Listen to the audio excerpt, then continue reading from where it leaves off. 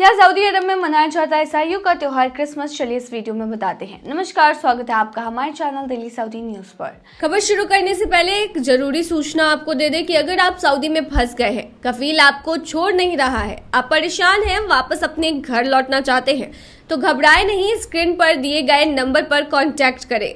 इनका नाम अहमद अली है। ये आपको कानूनी प्रक्रियाओं के तहत महज 3 से 4 दिन के अंदर ही खरूज लगाकर सऊदी से फाइनल एग्जिट कराकर आपको सही सलामत अपने देश पहुंचा देंगे। देखिए, पूरी दुनिया में क्रिसमस की तैयारियां बड़ी धूमधाम से चल रही हैं और आज क्रिसमस है और क्रिसमस मनाया जा रहा है। हर तरफ मॉल, बाजार, घर इस त्योहार के लिए सजा दिए गए हैं। जहाँ पूरी दुनिया में क्रिसमस की धूम दिखाई दे रही है, वही सवाल उठता है कि क्या मुस्लिम देश सऊदी अरब में क्रिसमस मनाने को लेकर धीरे धीरे बदलाव आया है। देश में पहले क्रिसमस के मौके पर किसी तरह की सजावट दिखाई नहीं देती थी, लेकिन अब बाजारों में क्रिसमस की सजावट दिखाई देती है। सऊदी में मॉल, दुकानों, होटल जैसे कई सार्वजनिक स्थलों को क्रिसमस के मौके पर सजाया जाता है। साथ ही दुकानों पर क्रिसमस ट्री और सजावट और भी सामान आराम से मिल जाता है, जिससे साफ जाहिर होता है कि देश में क्रिसमस मनाने पर कोई भी बैन नहीं है। सऊदी ने जहां क्रिसमस को अपनाना शुरू कर दिया है, वहीं अभी भी ईसाइयों के त्योहार के मौके पर ऑफिशियल छुट्टी नहीं दी जाती है। देश में अभी भी मुस्लिम त्योहारों पर ही छुट्टियां मिलती हैं। साथ ही सार्वजनिक तौर पर किसी तरह की धूमधाम या जश्न नहीं मनाया जाता है, लेकिन ईसाई समुदाय का प्राइवेट पार्टी वहां पर होता है आयोजन, वो प्राइवेट पार्टी आयोजित कर सकते हैं, उस पर कोई भी रोक नहीं है। हाल के वर्षों में सऊदी अरब ने विजन 2030 के तहत सांस्कृतिक विविधता को अपनाना शुरू कर दिया है, जिससे गैर इस्लामिक त्योहारों को अपनाने की पहल शुरू की है। इस सवाल का जवाब ये है कि सऊदी ने क्रिसमस मनाने की इजाजत तो दी है, लेकिन पूरी तरह से इस त्योहार को अभी भी नहीं अपनाया है और मुस्लिम त्योहारों की तरह ऑफिशियल पब्लिक छुट्टी नहीं दी है। बता दें, सऊदी अरब में क्योंकि शरिया कानून चलता है और वो एक इस्लामिक कंट्री है, इसीलिए यहाँ पर दूसरे धर्म का कोई भी पर्व त्योहार नहीं मनाया जाता। इंडिया की बात करेंगे, यानी हिंदू धर्म की बात करेंगे, तो बता दें हिंदू धर्म की भी वहाँ पर कोई भी चीज़ नहीं सेलिब्रेट की जाती, चाहे वो दिवाली हो या फिर होली। हालांकि वहाँ पे आपको सभी प्रोडक्ट्स मिल जाएंगे।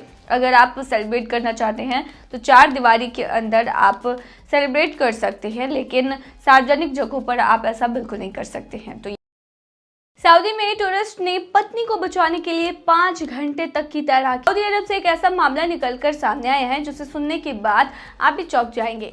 सऊदी अरब में एक पति ने पत्नी को बचाने के लिए 5 घंटे तक पानी में स्विम किया है।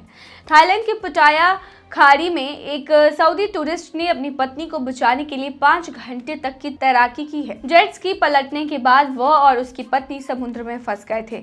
शनिवार शाम करीब 6:30 बजे अब्दुल रहमान मेहदी एम अल अमरी और उनकी पत्नी अथीर सईद ए अल अमरी के लापता होने की सूचना मिली।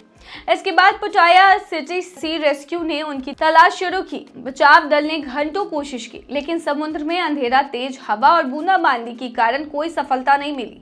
बाद में बचाव टीम को अब्दुल रहमान किनारे की ओर तैरते हुए मिले।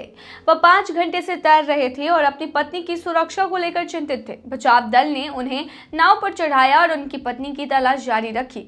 आखिरकार करीब 6 घंटे बाद सुबह 2 बजे अथीर को समुद्र में पाया गया। वह सुरक्षित थे, लेकिन उनके पैर में हल्की चोट लगी हुई थी। पटाया टूरिस्ट पुलिस ने बताया कि जेट स्की का इंजन खराब हो गया था और ईंधन खत्म होने के बाद अब्दुल रहमान ने मदद पाने के लिए तैरने का फैसला किया। इस घटना के बाद दंपति ने जेट स्की ऑपरेटर को नुकसान के लिए 50,000 थाई बॉट यानी लगभग $1400 का भुगतान किया और अपने देश लौट गए। थाईलैंड अब सऊदी यात्रियों के लिए एक पसंदीदा जगह बन गया है। 2023 में लगभग 1.88 लाख सऊदी पर्यटक थाईलैंड आए, जो 2022 के मुकाबले दुगने से ज्यादा है। इसकी वीडियो भी देखने को मिली है। वीडियो में आप देख सकते हैं कि किस तरीके से सऊदी के नागरिक जो हैं उन्हें नाव से उतारा जा रहा है, साथ में उनकी पत्नी भी है। सऊदी अरब और कुवैत, कहां काम करना भारतीय कामगारों के लिए सबसे अच्छा है? चलिए बताते हैं इस वीडियो में। देखिए, सऊदी अरब और कुवैत लंबे समय से भारतीय कामगारों के लिए आकर्षक डेस्टिनेशन रहे हैं। दोनों देशों में लाखों भारतीय विभिन्न क्षेत्रों में कार्यरत हैं, जिससे वे न केवल अपनी आजीविका कमाते हैं, बल्कि भारतीय अर्थव्यवस्था में भी महत्वपूर्ण योगदान देते हैं। हालांकि हाल के वर्षों में इन देशों में श्रम नीतियों में बदलाव और स्थानीयकरण की प्रवृत्ति ने भारतीय कामगारों के लिए नई चुनौतियां प्रस्तुत की हैं। सऊदी अरब में भारतीय कामगारों की स्थिति की बात करें तो बता दें, सऊदी अरब में लगभग 26 लाख भारतीय कामगार हैं जो मुख्य रूप से निर्माण, स्वास्थ्य सेवा और घरेलू कार्यों में संलग्न हैं। हालांकि सऊदी सरकार ने हाल ही में सऊदीकरण नीति के तहत स्थानीय नागरिकों को रोजगार देने पर जोर दिया, जिससे विदेशी कामगारों के अवसर सीमित हो रहे हैं। इसके अलावा कफाला प्रणाली के तहत कामगारों को अपने नियोक्ताओं पर निर्भर रहना पड़ता है, जिससे उनके अधिकार सीमित होते हैं। हालांकि सऊदी सरकार ने कफाला प्रणाली में सुधार करते हुए नए कानून लागू किए हैं, जिसके तहत घरेलू कामगारों के कार्य घंटे निर्धारित किए गए हैं, साप्ताहिक अवकाश की व्यवस्था भी की गई है और नियोक्ताओं द्वारा पासपोर्ट जब्त करने पर प्रतिबंध भी लगाया गया है। कुवैत में भारतीय कामगारों की स्थिति की बात करें तो बता दें, कुवैत में लगभग 10 लाख भारतीय कामगार हैं जो विभिन्न क्षेत्रों में कार्यरत है। हालांकि कुवैत सरकार ने भी स्थानीयकरण की नीति अपनाते हुए विदेशी कामगारों की संख्या सीमित करने के लिए प्रयास किए हैं। 2021 में भारत और कुवैत के बीच एक समझौता ज्ञापन पर हस्ताक्षर किए गए थे, जिसका उद्देश्य कुवैत में भारतीय घरेलू कामगारों के कल्याण और अधिकारों को सुनिश्चित करना है।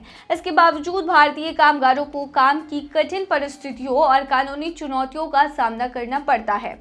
कौन सा देश बेहतर है तो बता दें, सऊदी अरब और कुवैत दोनों में भारतीय कामगारों के लिए अवसर और चुनौतियां हैं।